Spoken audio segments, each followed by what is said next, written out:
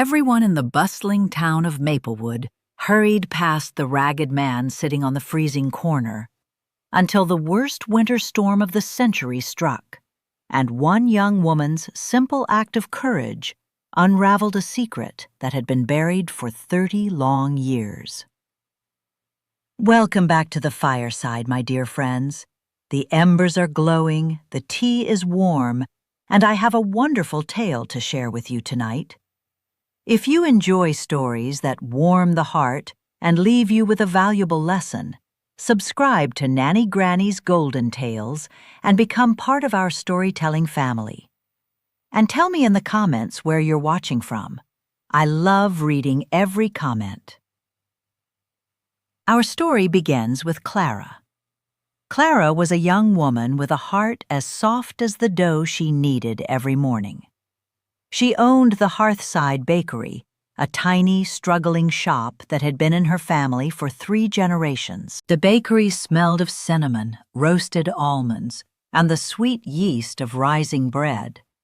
It was a place of comfort for many, but for Clara, it was currently a place of deep, silent worry. Her beloved father had passed away 2 years ago, leaving behind a mountain of medical debts. No matter how many hours she worked, waking up at 3 in the morning and closing long after the sun went down, the bank was threatening to foreclose. The heavy oak doors of the bakery, with their beautiful brass handles worn smooth by time, seemed to be closing in on her. It was late November, and the sky above Maplewood had been a bruising, heavy gray for days. The weathermen on the radio were warning of a storm unlike any the region had seen in decades. They called it the Great Frost. Residents were boarding up windows, buying extra firewood, and clearing out the grocery store shelves. In the midst of all this panic, sitting on a wooden bench just across the cobblestone street from Clara's bakery, was a man the town simply called Old Arthur. No one knew exactly where Arthur came from.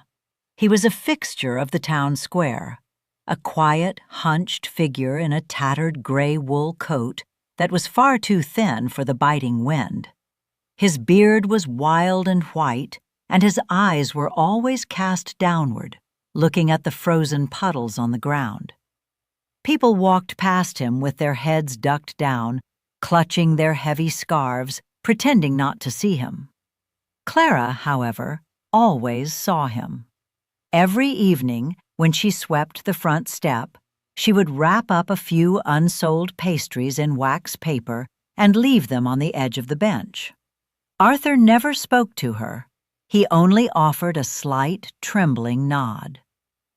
On the Tuesday afternoon, when the great frost finally arrived, the world seemed to hold its breath before turning into a nightmare of white. The wind did not just blow. It howled like a wounded animal. The temperature plummeted so fast that the windows of the bakery frosted over in a matter of minutes. The town siren began to wail, warning everyone to get inside and stay there. Clara was frantically locking the deadbolts, her hands shaking from the sudden, bitter cold seeping through the cracks of the door. She flipped the open sign to closed and turned to head back to the warmth of her ovens.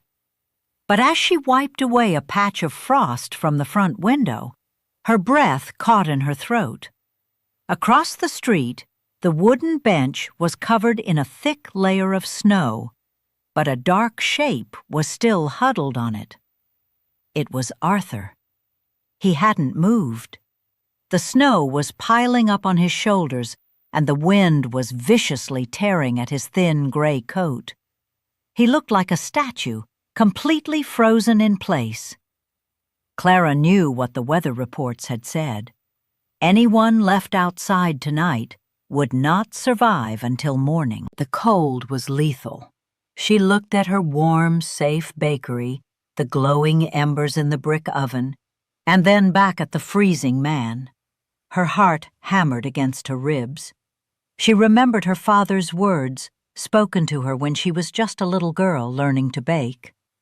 "Clara, We don't just feed stomachs in this bakery. We feed souls, and a soul cannot thrive if it turns a blind eye to suffering." Without another thought, Clara unlocked the heavy oak door. The wind immediately blasted into the shop, knocking over a display of tin cookie boxes with a loud clatter and sending a flurry of snow across the clean wooden floor. Clara wrapped her thick woolen shawl tightly around her shoulders and pushed her way out into the raging blizzard. The cold was agonizing. It felt like thousands of tiny needles piercing her skin. She could barely keep her eyes open as she waded through the knee-deep snow across the cobblestone street. "Arthur!" she yelled, her voice immediately swallowed by the roaring wind. "Arthur! You have to get up!" She reached the bench and grabbed his shoulder. He was terribly stiff. He slowly lifted his head, and Clara saw that his lips were blue, his eyelashes caked with ice. He looked at her with a dazed, confused expression, completely disoriented by the hypothermia setting in. He tried to speak, but only a faint croak escaped his lips. "Come with me," Clara demanded, pulling on his arm with all the strength she possessed. "You cannot stay here. You will die." Arthur resisted weakly, shaking his head. "No," he whispered, his voice cracking. I will ruin your clean floors. I am not fit." "I do not care about the floors," Clara shouted over the wind, her eyes fierce with determination. "Get up!" With a great heave, she managed to pull him to his feet. He was surprisingly light, frail beneath the heavy layers of rags. She wrapped her arm around his waist, letting him lean his weight against her, and together they began the slow, agonizing walk back across the street. The wind pushed against them like a solid wall, trying to knock them down. Clara's boots slipped on the icy cobblestones, but she refused to let go. Step by grueling step, they made it to the bakery. Clara practically dragged him over the threshold and slammed the heavy door shut behind them, throwing her weight against it to lock the deadbolt. The sudden silence inside the bakery was deafening. The warm scent of cinnamon and yeast wrapped around them like a thick blanket. Clara stood panting, her chest heaving, as the snow melted off her shawl. Arthur collapsed into a sturdy wooden chair near the front counter, shivering violently, his teeth chattering so hard it sounded like castanets. Clara wasted no time. She ran to the back room and grabbed the thickest woolen blankets she had. She draped them over Arthur's shaking shoulders, peeling away the wet, freezing outer layer of his coat. She then rushed to the stove, turning up the heat beneath a large iron kettle of water. "Just rest," Clara said gently, bringing over a towel to dry his snowy hair. "You're safe now. The storm can't reach you in here." Arthur looked around the bakery, his weary eyes taking in the glass display cases, the worn wooden counters, and the framed photographs of Clara's father and grandfather on the wall. A strange, unreadable emotion passed over his face. If you're enjoying this story so far, please take a moment to like the video. It helps these stories reach more people who need a little inspiration today. The kettle began to whistle, a sharp, cheerful sound that cut through the tension of the evening. Clara poured the boiling water into a large ceramic mug, adding generous spoonfuls of dried chamomile, honey, and a pinch of cinnamon. She brought the steaming cup to Arthur, wrapping his trembling hands around the warm ceramic. "Drink this slowly," she instructed, sitting in the chair across from him. "It will warm you from the inside out." Arthur took a slow, shaky sip. The warm liquid seemed to bring a tiny bit of color back to his pale cheeks. He closed his eyes, savoring the taste, and let out a long, ragged sigh. "You are too kind to a foolish old man," Arthur rasped, his voice sounding like dry leaves scraping on pavement. "Why did you risk your life for me? The town acts as if I am a ghost, a shadow that belongs in the cold." Clara looked at him, her eyes softening. "Because you are not a ghost. You are a person, and no person deserves to be left out in the cold. My father taught me that a warm fire is meant to be shared, or else it loses its true purpose." Arthur's gaze drifted past Clara, landing squarely on the wall behind the counter. He was staring at a specific black and white photograph. It was a picture of Clara's grandfather, Thomas, standing proudly in front of the bakery on the day it opened, 50 years ago. Standing next to Thomas was a younger man, his face partially obscured by a flour sack he was carrying on his shoulder. "Thomas," Arthur whispered, his voice trembling with something more than just the cold. "He was a good man, the best of men." Clara leaned forward, her brow furrowing in confusion. "You knew my grandfather? Thomas passed away before I was even born. How did you know him?" Arthur set the empty mug down on the table. He pulled the blankets tighter around his shoulders. The storm outside continued to rage, rattling the window panes as if demanding to be let in. But inside the bakery, a different kind of storm was beginning to unfold, a storm of the past. "I did not just know him," Arthur said quietly, looking down at his worn, calloused hands.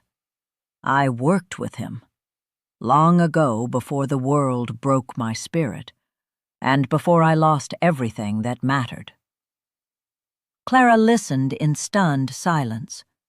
She poured him another cup of hot tea and brought out a plate of warm, soft rolls with fresh butter. "Please," she said softly, "tell me." Arthur took a deep breath, the warmth of the room finally seeping into his bones. "My real name is not Arthur. My name is Elias Thorne. Your grandfather Thomas and I were the closest of friends. We grew up together in this very town. When we were young men, we shared a dream of opening a bakery. We pooled every penny we had. I was the one who found this building.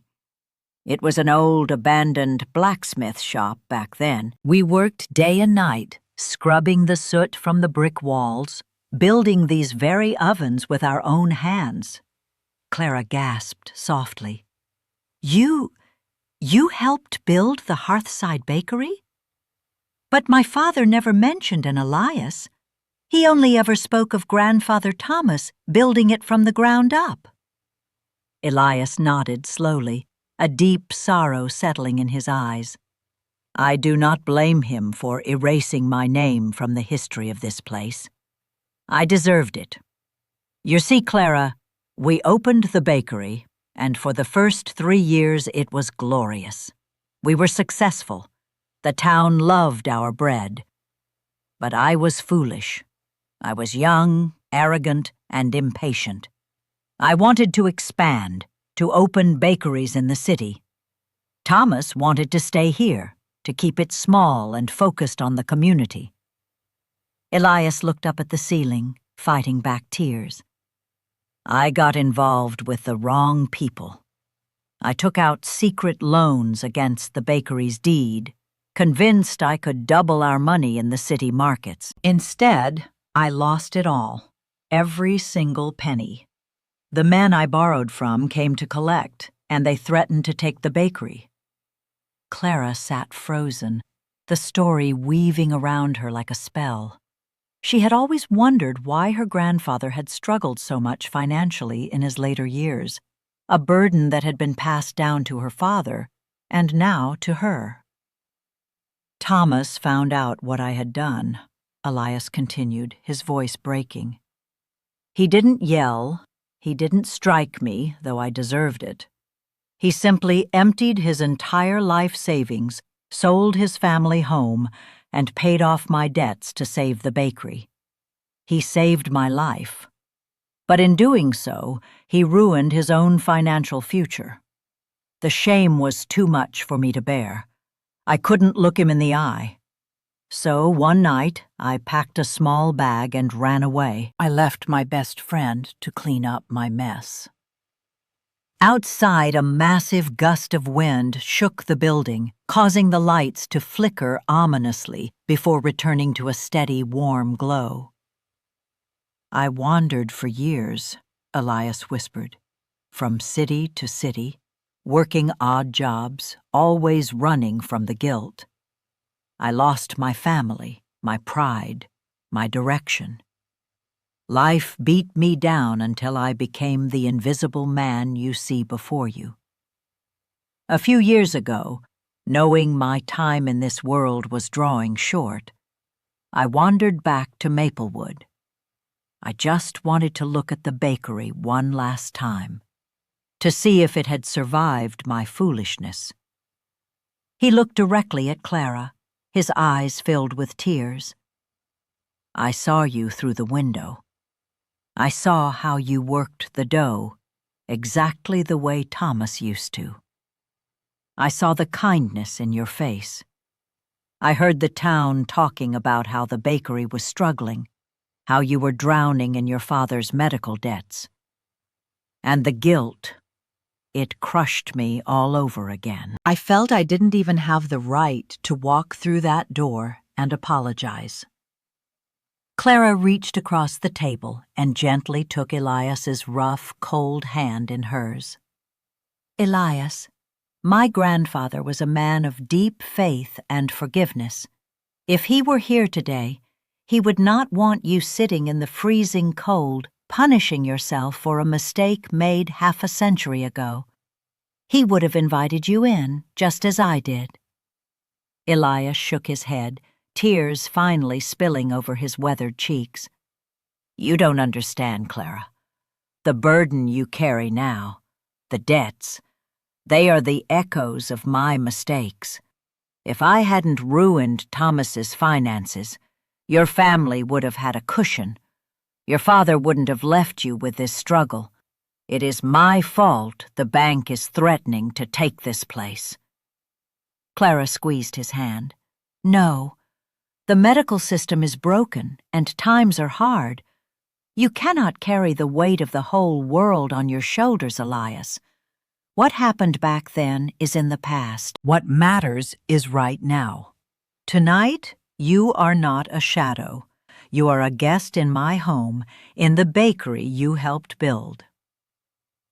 The night pressed on, a battle between the raging, freezing chaos outside and the quiet, healing warmth inside the bakery.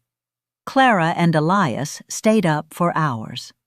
Elias, slowly regaining his strength, began to talk about the old days. He told Clara stories about her grandfather she had never heard. How Thomas once accidentally baked a gold ring into a loaf of bread and had to buy back every loaf sold that day to find it. How they used to sing old sailors' shanties while kneading the heavy rye dough at 4 a.m. For the first time in years, Elias laughed. It was a rusty, beautiful sound. And Clara found herself laughing too, the heavy burden of her impending bankruptcy temporarily forgotten in the joy of these precious memories. She realized that Elias wasn't just a homeless stranger. He was a living bridge to the grandfather she had loved so dearly, a keeper of her family's lost history. Around 3 a.m, the wind finally began to die down. The howling faded into a low moan, and the rattling of the windows ceased. Clara went to the kitchen to begin preparing the dough for the morning bake. Regardless of storms or banks, the town would need fresh bread when they finally emerged from their homes. Elias walked slowly into the kitchen, leaning heavily against the doorframe. He watched Clara measure the flour and water with precise, practiced movements. "Clara," he said softly, his voice steady and clear. "When I left Maplewood all those years ago, I didn't take everything with me." Clara paused, her hands covered in flour. She turned to look at him. "What do you mean?" Elias reached deep into the inside pocket of his ragged coat. His hands fumbled for a moment before he pulled out something small, wrapped in a piece of oiled leather. He slowly unwrapped it, revealing a heavy, old-fashioned brass key. It looked antique, its edges worn from years of being hidden away. "What is that?" Clara asked, wiping her hands on her apron. "Before the trouble started," Elias explained, stepping closer, "Thomas and I opened a secure deposit box at the First National Bank in the city. We wanted to create an emergency fund, an insurance policy for the bakery if the building ever burned down. We agreed we would only put a little bit of gold in it every month, something the paper banks couldn't touch. Only the two of us knew about it." He looked down at the key. "When I fled, I took my key with me. I assumed Thomas had used his key to empty the box and pay off the debts. But a few months ago, while sitting on that bench, I overheard the local bank manager talking. He mentioned that the First National Bank in the city was trying to locate the heirs of an old, untouched safety deposit box under the name Hearthside. The box requires both the original key and a blood relative to open. Clara's eyes widened in disbelief. "You mean my grandfather never opened it?" "He never touched it," Elias smiled, a look of profound relief washing over his tired face. "He saved the bakery using his own money, but he left the emergency fund intact. I think he left it hoping that one day I would return, that I would use my key and we would open it together. He was waiting for me." Tears sprang to Clara's eyes. The sheer weight of her grandfather's love and loyalty across the decades was overwhelming. "Elias, do you know what's in that box?"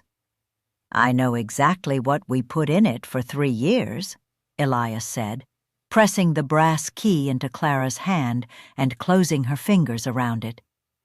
"It is enough, Clara. It is more than enough to pay off the medical debts. It is enough to satisfy the bank. It is enough to save Hearthside Bakery forever." Clara stared at the old brass key in her palm. It felt heavy, warm, and pulsing with the energy of a second chance. She looked up at Elias, the ragged, forgotten man who had been sitting across the street in the freezing cold, guarding the salvation of her family's legacy. "Why didn't you tell me sooner?" Clara asked, her voice trembling. "Why did you sit out there in the cold, knowing you held the key to saving the bakery?" Elias looked down, ashamed. "Because I felt I didn't deserve to step through those doors. I felt I had lost the right to be a part of this place. I was waiting for the courage to face you, but my shame was stronger. If you had not come out into that storm tonight, Clara, if you had ignored me like everyone else, the cold would have taken me and the key would have been lost in my pocket forever. You didn't just save my life tonight. Your kindness unlocked the very thing you needed to save yourself." The morning sun finally broke through the heavy gray clouds, casting a brilliant golden light over the snow-covered town of Maplewood. The storm was over. The world outside was buried under 3 feet of pure, pristine white snow, silent and peaceful. Inside the Hearthside bakery, the ovens were roaring.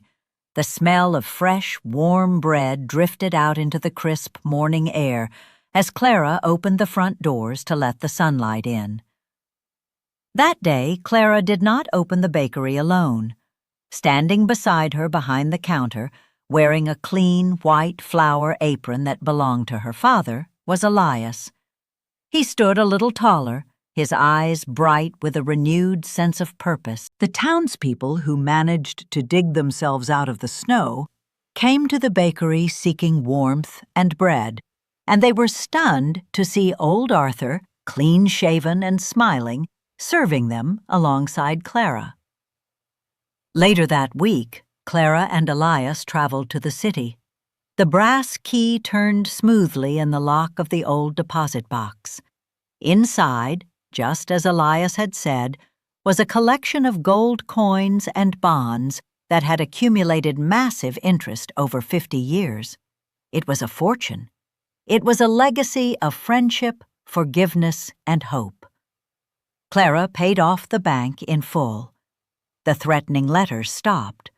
The bakery not only survived, it thrived. But more importantly, Elias never slept on a freezing bench again. Clara moved him into the warm, comfortable apartment above the bakery. He spent his final years surrounded by the smell of cinnamon, the warmth of the ovens, and the love of a family he thought he had lost forever. He taught Clara the old recipes, the ones he and Thomas had invented together, and he became a grandfather to her in every way that mattered. And that, my dear friends, is why a kind heart is worth more than all the gold in the world. Sometimes the universe sends us a storm not to destroy us, but to force us to open our doors to the very blessings we have been too busy to see. Clara's simple choice to help a stranger in the freezing cold didn't just save a man's life. It healed a broken past and secured her family's future. True kindness is never wasted. It always comes back to you, often from the exact place you least expected. If this story touched your heart, don't forget to subscribe to Nanny Granny's Golden Tales for more timeless tales and endless wisdom. And tell me in the comments, what lesson did you learn from today's story?